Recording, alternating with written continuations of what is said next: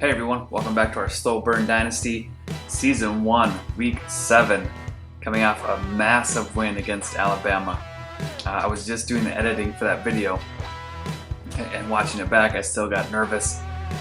Going through the end of the fourth quarter there, after we threw the interception with 2 minutes left, feeling defeated, but then, making that final stop to make him kick a field goal with, 16 seconds left, a couple of out routes, a deep pass, and we find ourselves in the end zone. Decide to go for two. They call their 3 timeouts. We got a read option play called, doesn't look good. We audible to up the middle, wide open, and come away with a 1-point win against then ranked number 3 Alabama. And the crazy thing is, Alabama, Bryant-Denny Stadium, that is the number 1 toughest place to play in college football. At least, on the game for sure, but in real life, that's a tough place to go into and win. So really proud of how the team just kind of stayed solid. We kept it pretty conservative on defense, a lot of zone, and we just made stops when we needed to. I think their last 2 drives ended in field goals, and that just gave us a chance. Not to mention, simulating the first half, the computer gave us a pretty good draw to only be down 8 heading into the third. So all of that, we'll take it. We still had to perform, and we did. But we've got a tough challenge coming in this week with Oklahoma, the number 5 ranked team. We're going to their place. Before we do that, we're going to jump into recruiting and just tidy some things up here. So we've got 200 points to spend. Dominic Pennington, best player in New Mexico. We've got him visiting week 12. Nobody else is targeting him. We're going to move him from 200 just to 50. I'm feeling pretty good about our chances of getting him. Leon Gore's down to 50. Nobody else has scheduled a visit with him. No one else offered him a scholarship. We're looking good on him as well. Anthony Cook, we may have a battle here. I do like that we have the last visit after South Carolina. I think that gives us a big edge, but we're going to keep 500 on him. Bernard Greer, again, looks like we're going to lock him up week 9. Just keeping 50 on him. Sean Bradshaw, hopefully this guy goes up, 4 or 5, but nobody else is after him. We've got him coming in week 12. I'm going to bump him down to 50 as well. So we're freeing up quite a few points for some other guys here. William Washington, really running away with him. He's coming in week 9. Nobody else is targeting him. We're going to move him to 50 as well. Brandon Burley is somebody I really want to get. We're gaining 360 every week, but I want to run away with him because we do have the first visit, and those other 2 schools, could climb back into it. Nick Mark, we're getting 5. We'll put 50 into him just so we take the lead. Glenn Swain, continuing to gain ground on him. We're going to add 50 to him. We'll have him visit with Rice. Brandon Williams was the 4-star recruit we were able to add. I believe it was week 3 from our random event wheel. We're going to put more into him. We are gaining 205, but you can see Colorado State is right behind us. We're going to move him to 500 and a scholarship. Jonathan Francis, 50 at overall D-end, getting 140. We're going to keep him as is. I think he's ready to visit, though. Yep. We'll get him with Greg Swain against Rice. Marcus Neal, not our top quarterback on our board. We're gaining 55. I'm going to bump him to 95 points. We're going up 100 on him. Lee Johnson, another outside linebacker I'm excited about. We're going to bump him to 500. Continue to climb with him. Here's Michael Sisk, possibly the best offensive lineman on our board. We continue to climb. We've got a good spot visit-wise, and I think I'm going to continue to battle it out. I debate every week if I'm going to take him off because 500 points is a lot, but again, he's a really good offensive lineman, and we could use him. Daniel Washington, we continue to climb. Again, not a high priority. We got a great running back, and 3 returning next year. John Wiley, pulling away big time on him. See if he's ready to visit. We'll get him in against Rice. Dwayne Smith is our 1-star junior college guy. I'll add 25 to him. No scholarship yet. We continue to pull away. I think we got some better wideouts on the board. Daryl Vincent, I really like. I'm going to bump him to 300 because Army is gaining on us here, although they don't have a scholarship. So hopefully we can continue to pull ahead. Keith Newsom, 53 overall. Not going to adjust anything here. We continue to pull away. Rob Mitchell, I see a couple of schools gaining on us. We're going to add 50 to him. CJ Walters, not a scrambling quarterback. He might be decent enough, though. We got a scholarship on him, moving up 140. I'm going to add 60 to him, so we're going up 200. EJ Marshall looks like a decent freshman wide receiver. We're going to add, I guess I can only add 15 to him. But we're climbing on EJ. We'll get him a scholarship maybe next week. Ben Barnes will keep creeping up slowly. Got a scholarship on him. Not a high priority, but would be a good guy to have. David Davis is a 6'6", 220-pound wideout. We're continuing to gain on him. I may find some points and see if I can get more into him or get him a scholarship. Jake Miles. Oh, that's disappointing. So we're going down 245. Iowa decided to throw a lot into him. We're going to back out on Jake Miles. We'll get 350 to David Davis, 300, and a scholarship. And Jake Miles is coming off the board. I just don't think we can battle with him. Nick Anderson, we continue to climb. We'll get him a scholarship here. Andrew Lewis is looking good, scholarship. I got 150 going into him, gaining 280. Justin Bryant, this is the quarterback I'd love to get. We're pulling away 350 from FAU. We're going to keep it as is. I'd really like to get that guy. John Stewart dropping 665. He is coming off the board. We're not going to battle that out.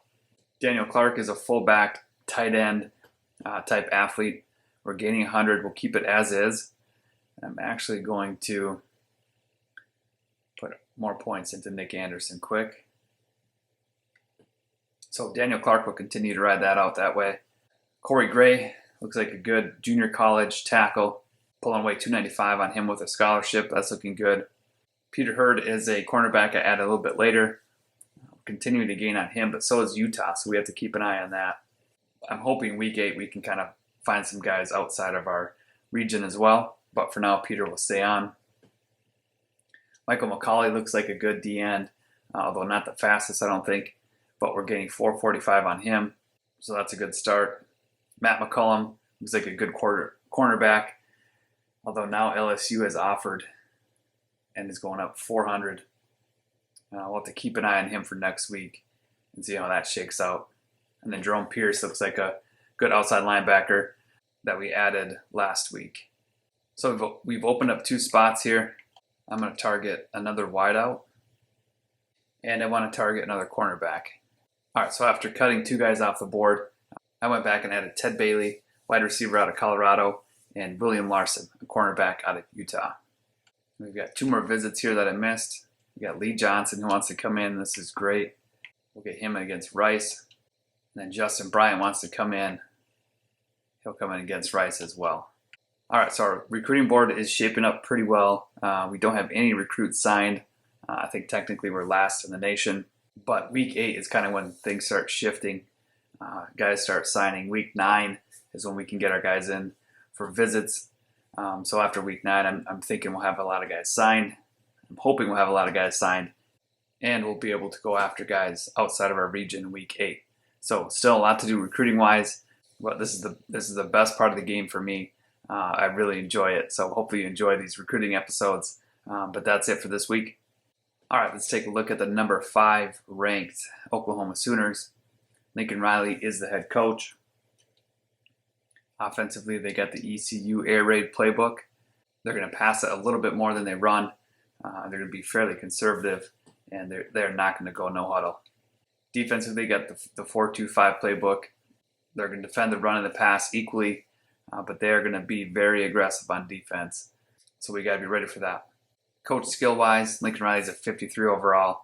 They get all the game management bonuses, so they're going to be able to predict some plays, very few penalties, and after they call timeout, they'll be able to get all their guys hot and heated up. And if the game is close in the fourth quarter, their guys will be on fire. Although I think Alabama had the same thing, and we were able to beat them. Defensively, they got Alex Grinch. Looks like they get quite a few bonuses here on the defensive line, in coverage, tackling, and interceptions as well. Offensively, they got Josh Heupel. He's maxed out. So all their offensive guys are going to get some big bonuses here. All right, let's take a look at their top players offensively. Aaron Chambers, I believe he's leading the Heisman as well, but looks like a very good player. 99 overall, 88 speed, acceleration's great. He can break tackles, he can truck, he's fairly elusive, vision is great. He's strong, he's going to catch out of the backfield, he can juke, he can spin. There's a reason he's leading the Heisman. Next, we've got Matt Williams, 6'6", 234-pound junior, 95 overall, good speed, great acceleration, phenomenal catching, route running, spec catches up there. He can release. There's a reason he has a star by him. Next, we've got Brian Gold, 6'3", 210-pound senior. He's not going to be a scrambler, which that helps us. But 94 overall means that his awareness is high, throw power is high, and his throw accuracy is very, very elite. Next on the offensive line, they got Jerry Goins, 93 overall. He's got good speed and acceleration for a guard. Awareness is up there. Pass blocking is good. Run blocking is phenomenal. Impact blocking is a little bit low, but again, for our guys, that might match up well. His strength is way up there, and he's going to be matched up against bowling. All right, defensively, they got David Kimbrough, senior strong safety, 94 overall. Great speed and acceleration, great awareness, tackles up there, coverage is good, play rec is great. He's got some hit power, catch, so he's going to be a problem flying around on defense. Next, offensively, we've got Thomas Lewis, 93 overall defensive tackle, very strong, can tackle well. His power moves and finesse moves are great. He's going to block shed. He's got great pursuit and hit power. So somebody that we got to be really aware of in the middle. Paired with Lewis is defensive tackle Keenan Blankenship. So they got two solid guys right up the middle. 91 overall. Good strength, tackle, power moves, finesse moves, block shedding's up there. Pursuit's good, hit power's up there. So the middle of their defensive line is very strong. Add Rob Kilpatrick to the end, 90 overall, junior. Again, great strength, tackle, power moves, finesse moves, block shedding. These guys got it all. There's a reason they're ranked number 5. Our offensive line is going to have their work cut out for us. And don't forget that I bumped down the sliders another 10 or up 10 for our opponents. I moved them down 10 for us when we took on New Mexico State. I left them there, and now I've added 10 points to our opponents. So these games are going to get more and more challenging here. Okay, let's take a look at their depth chart, see if we can find any weaknesses. And their quarterback is great. Running back is leading the Heisman. Backup is good. And then they got some young guys. Oh, maybe a junior here. But their top 2 look really good. Fullback, probably an air raid, not a big deal. Wide receivers, they got Williams, you talked about. And then Allen Williams, David Horn. So solid wide out group here. Tight ends look solid all the way through. Left tackle is only an 80, a senior. So that might be something that we can take advantage of, but it looks like maybe a weak spot. Left guard we talked about. Center is a freshman at 80, so low awareness. Maybe we can attack him somehow. Right guard is Michael Thomas. He looks solid. And then right tackle, another freshman. So they got some 80s on the offensive line. Although it's the weakest part of their offense, maybe still good enough to give our defense some fits. Left end looks solid, 87 overall. Kilpatrick's there at 90. Too strong up the middle. Even their backups are really strong, although they are juniors and seniors here. But they'll probably replace them with recruiting. Andy Stokes, 89 overall, outside linebacker. Okay, so Ricky Gay, right outside linebacker. That looks like maybe the weakest part of their front 7. Although, again, still good enough to cause problems for our guys on offense. Defensive backfield, 88 and 85 looks solid. Nickel looks solid. Dime, still 78 is pretty good against our guys.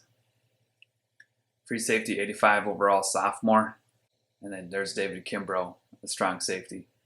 So nobody I think that we gain the advantage of, but just kind of good to know where some of their weaknesses are, if you can call them weaknesses. Again, 80 overall isn't really a weakness.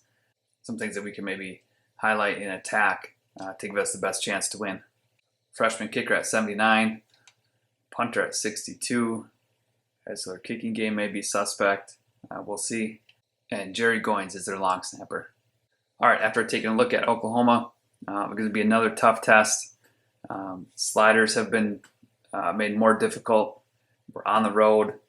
Offensively, play action I'm hesitant to use just because of the mismatches up front, but there may be a time for it. We don't have the run advantage or the passing advantage. We're going to have to keep a 6-man protection probably on most plays if it's, whether it's a full block or a delayed route for the back. Defensively, I don't think man is the way to go. We'll probably stay in the zones and blitz periodically, but the game situations can dictate that as well. I don't think we have the run advantage or the pass advantage, but again, we didn't against Alabama, so we'll see. We still have to do a lot of things well. All right, so that's a quick look at Oklahoma on the road in a tough environment, number 5 team in the nation. We just upset Alabama, so we're not going to catch them by surprise. They're going to be ready for us. So I'm anticipating a tougher game. So be sure to watch the next episode and see if we can take down Oklahoma. Thanks for watching, everyone.